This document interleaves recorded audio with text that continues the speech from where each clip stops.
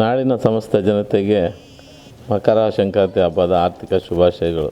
ಸುಗ್ಗಿ ಹಬ್ಬ ಆಗಿರೋದ್ರಿಂದ ಪ್ರತಿಯೊಬ್ಬರಿಗೂ ಸಹ ಈ ಹೊಸದಾಗಿ ಬೆಳೆಯನ್ನು ಬೆಳೆದು ಸುಗ್ಗಿಯನ್ನು ಮನೆಗೆ ತೊಗೊಂಡೋಗಿ ಶೇಖರಣೆ ಮಾಡ್ಕೊಳೋದು ನಮ್ಮ ಸಂಪ್ರದಾಯ. ಆ ಸಂಪ್ರದಾಯದ ಪ್ರಕಾರ ದೇವರೆಲ್ಲರಿಗೂ ಹೆಚ್ಚಿನ ರೀತಿಯಲ್ಲಿ ಒಂದು ಐಶ್ವರ್ಯವನ್ನು ಕೊಟ್ಟು ಈ ಹಬ್ಬದ ಮುಖಾಂತರ ವರ್ಷ ಪೂರ್ತಿ ನಮ್ಮ ಜನತೆ, ಕರ್ನಾಟಕದ ಜನ ಸುಖವಾಗಿರಲಿ ಅಂತ ಆ ದೇವರಲ್ಲಿ ಪ್ರಾರ್ಥನೆ ಮಾಡ್ಕೊತಾ ಇದ್ದೀನಿ. ಕರ್ನಾಟಕದ ರಾಜ್ಯದ ಅನೇಕ ಹಳ್ಳಿಗಳಲ್ಲಿ ಅವರು ಬೆಳೆದಂಥ ಬೆಳೆಗೆ ಅವ್ರನ್ನ ಇದು ಕಣ ಅಂತೀವಿ. ಕಣ ಅನ್ನೋದಕ್ಕೆ ಅದಕ್ಕೆ ಕಣಕ್ಕೆ ಹುಲ್ಲು ಹಾಕಿ ಅದನ್ನೆಲ್ಲ ಕಾಳೆಲ್ಲ ತೊಗೊಂಡು ಮನೆಗೆ ತೊಗೊಂಡೋಗಿ ಶೇಖರಣೆ ಮಾಡ್ತಾರೆ.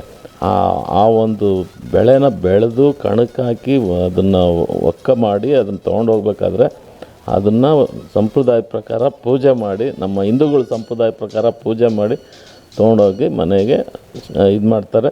ಅದರಲ್ಲೂ ಎಷ್ಟೋ ಜನ ಅಲ್ಲೇ ಕೆಲವೊಬ್ಬರಿಗೆ ದಾನನೂ ಮಾಡ್ತಾರೆ.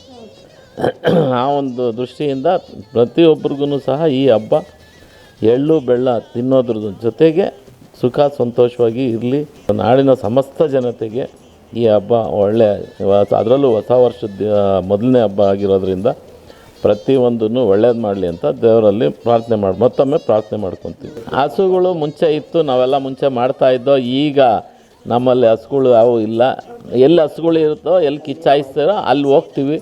ಅಲ್ಲಿ ಹೋಗ್ಬಿಟ್ಟು ನಾವು ಆ ಒಂದು ಸಡಗರನ್ನು ಅನುಭವಿಸ್ಕೊಂಡು ಸಂಭ್ರಮಿಸ್ಕೊಂಡು ಬರ್ತೀವಿ. ಅದೇ ನಮ್ಗೆ ಹಬ್ಬ. ಪೀಳಿಗೆ ಅದೆಲ್ಲ ಮರ್ತೋಗಿದ್ದಾರೆ. ಏನು ಹಿಂದಿನ ಪೀಳಿಗೆ ಯಾರಿದ್ದಾರೋ ಅವರು ಅದನ್ನು ಮಾಡ್ಕೊತಾ ಬಂದಿದ್ದಾರೆ. ನಮ್ಮ ನಾಡಿನ ಹಬ್ಬನ ಯಾವುದು ಮರಿಬಾರ್ದು, ನಾಡಿನ ಸಂಸ್ಕೃತಿ ಸಂಸ್ಕಾರನ ಯಾರು ಮರಿಬಾರ್ದು, ಅದನ್ನು ಅಳವಡಿಸ್ಕೊಬೇಕು ಅಂತಲೇ ನಾನು ಎಲ್ರಿಗೂ ಹೇಳೋಕ್ಕೆ ಇಷ್ಟಪಡ್ತೀನಿ. ಮತ್ತೊಮ್ಮೆ ನಾಡಿನ ಸಮಸ್ತ ಜನತೆಗೆ ಹಾಗೂ ನಮ್ಮ ಯಶವಂತಪುರ ಹಾಗೂ ಉಳ್ಳಾಳ್ವಾಡ್ನ ಪ್ರತಿಯೊಬ್ಬ ಮತದಾರರಿಗೂ ಮಕರ ಸಂಕ್ರಾಂತಿ ಹಬ್ಬದ ಶುಭಾಶಯಗಳನ್ನ ಹೇಳೋದಕ್ಕೆ ಇಷ್ಟಪಡ್ತೀನಿ.